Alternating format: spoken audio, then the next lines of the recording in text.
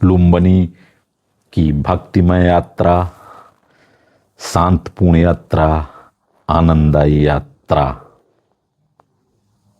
सबसे प्राचीन बौद्ध मंदिर लुम्बिनी में आप देख रहे हैं। नमस्कार दोस्तों, आज हम स्वर्गद्वारी से लुम्बिनी की यात्रा पर हैं। हम भालूबांग से आगे निकल चुके हैं। लुम्बिनी जिसका अर्थ ही सुंदर और मनमोहक है, इसके रास्ते भी देखिए कितने सुंदर हैं। सांझ की बेला है, हमारी गाड़ी की लाइट जल चुकी है और धीरे धीरे हम लुम्बिनी की तरफ प्रस्थान कर रहे हैं। लुम्बिनी विश्व के सबसे पवित्र तीर्थ स्थानों में है, जहाँ 2600 वर्ष पूर्व गौतम बुद्ध का जन्म हुआ था। ये उन बौद्ध धर्म के 4 महत्वपूर्ण स्थानों में प्रथम स्थान रखता है, क्योंकि लुम्बिनी आज हमें पहुंचने में देर हो जाएगी, इसलिए हम रात्रि विश्राम चंद्रौटा में करेंगे और हम ये होटल विराट में आज रात को विश्राम कर रहे हैं। एक अच्छा सुख सुविधाओं वाला होटल था। यहाँ पर हॉट एंड कोल्ड एसी सामने आप देख रहे हैं लगी हुई थी। हमें थोड़ा सा खाना ढूंढने में परेशानी हुई। शाकाहारी जो है, क्योंकि नेपाल में ज़्यादातर मांसाहारी ही भोजन ही मिलता है। फिलहाल हम माँ विंध्यवासिनी होटल ढूंढने में सफल रहे, जहाँ पर हमें शुद्ध शाकाहारी खाना मिल गया। देखिए सामने कितना सुंदर थाली सजी है, हम लोगों ने इसे खाया। रोटी, सब्जी, दही सब कुछ उपलब्ध था, अच्छे से खाना हुआ। और सुबह उठकर देखिए हम फिर लुम्बिनी की तरफ बढ़ चुके हैं। अगर आप इंडिया से आते हैं तो सोनौली बॉर्डर या फिर बढ़नी बॉर्डर से ये स्थल नज़दीक पड़ता है। साथ में रोड परमिट भी तौलिहवा या बुटोल में बन जाती है। यह कागज़ पूरा करके ही आप नेपाल की यात्रा करिए। हम आगे गेट नंबर 1 है, वहीं से अपनी एंट्री करेंगे। ये देखिए सामने गेट नंबर 1 आ चुका है। यहाँ पर गाड़ियों की पार्किंग है। अब हम यहाँ कुछ खाने पीने के बाद अंदर घूमने जाएंगे। हम लोग लुम्बिनी में हैं, लुम्बिनी की पार्किंग में।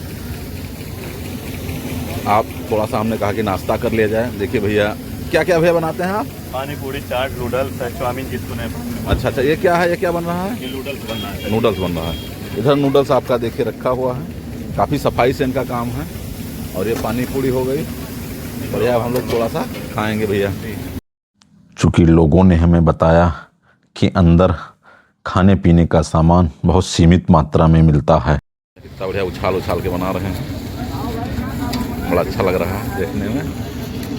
खाने वाले खा रहे हैं, केला हम नूडल्स खा रहे हैं। बढ़िया बनाने का अच्छा नेपाली नूडल्स।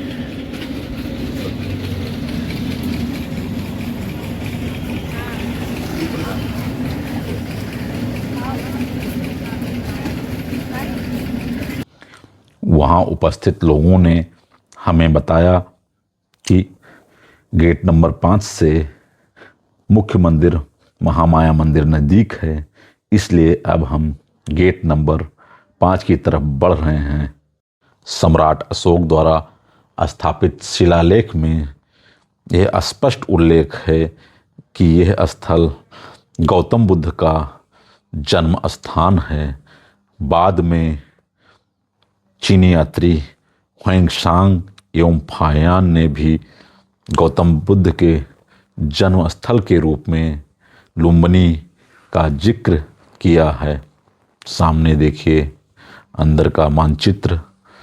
और अब हम गेट नंबर 5 से मुख्य जो क्षेत्र है उसमें अंदर जा रहे हैं। 19वीं शताब्दी में ब्रिटिश पुरातत्वविदों ने लुम्बिनी की खुदाई शुरू की और 1896 में अशोक स्तंभ की खोज हुई। 20वीं शताब्दी में नेपाल सरकार और यूनेस्को ने इसे विकसित किया और 1997 में लुम्बिनी को यूनेस्को ने विश्व धरोहर स्थल घोषित किया, क्योंकि यहाँ पर बौद्ध धर्म के अवशेष मिलते हैं। महामाया मंदिर, पवित्र तालाब और कई प्राचीन विहार। आज लुम्बिनी में विभिन्न देशों के मठ मिलते हैं, जैसे थाईलैंड, चीन, जापान और भारत के, जो बौद्ध संस्कृति की विविधता को दर्शाते हैं।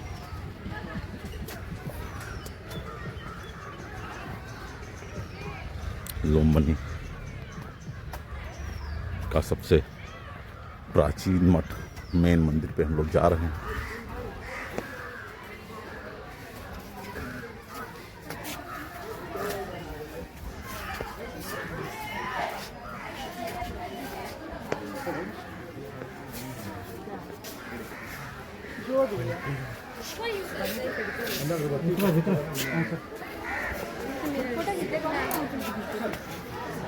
बाहिरदेखि मात्रै हो क्या?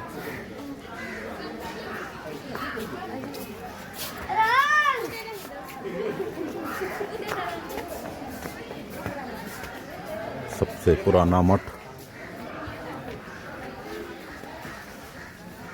अंदर फोटोग्राफी मना है, इसलिए हमने बाहर से ही ले लिया।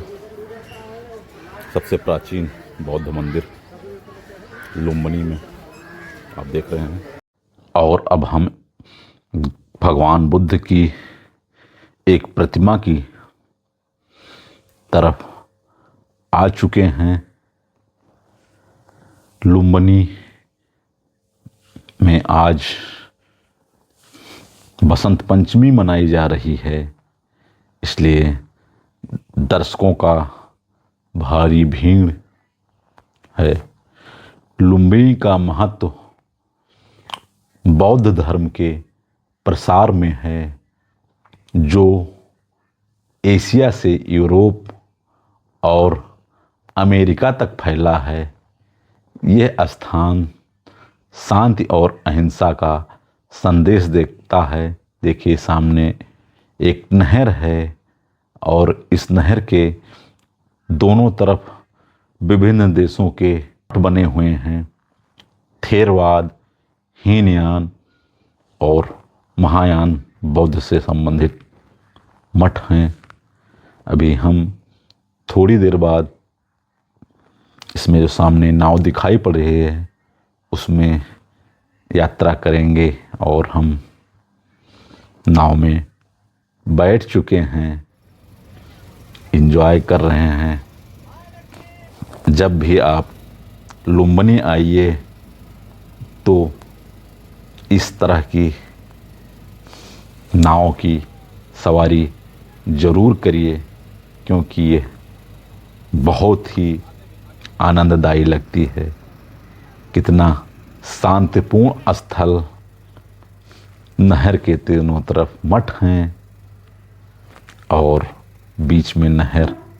बहुत ही अच्छा लुम्बिनी का विकास हुआ है।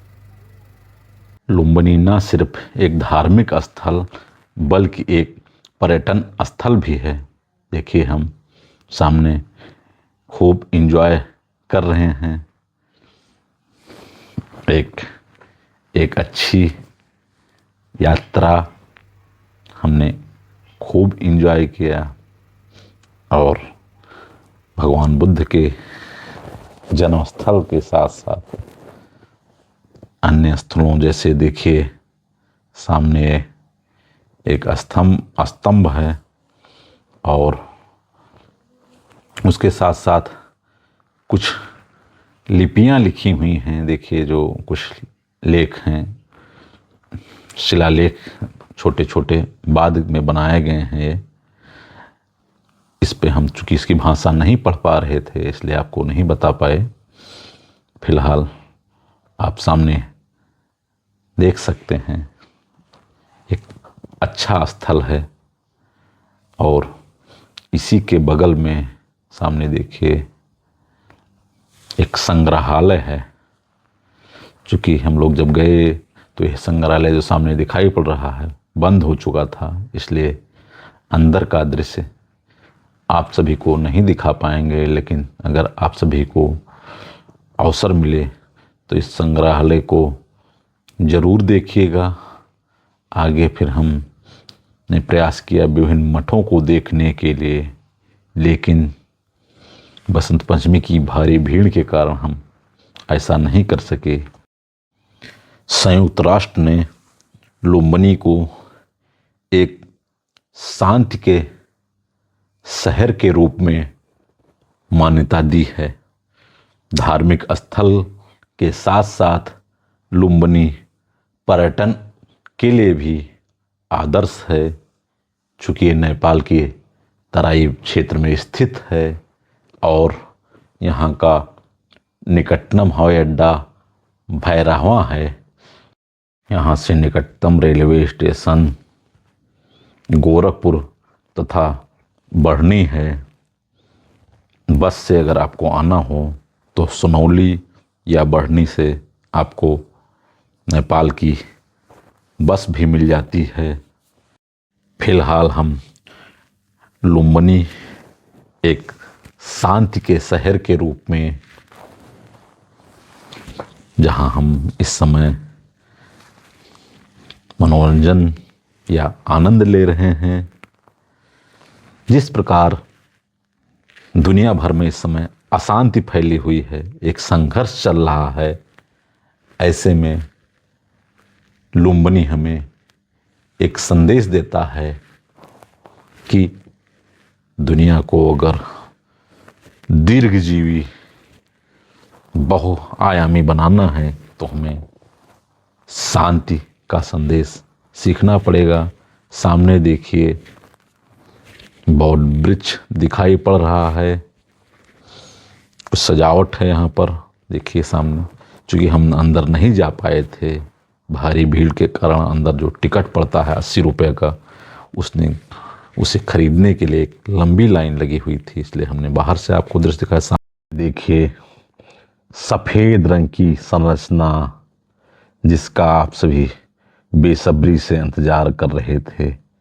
यही वो स्थल है जहाँ भगवान गौतम बुद्ध का जन्म हुआ था।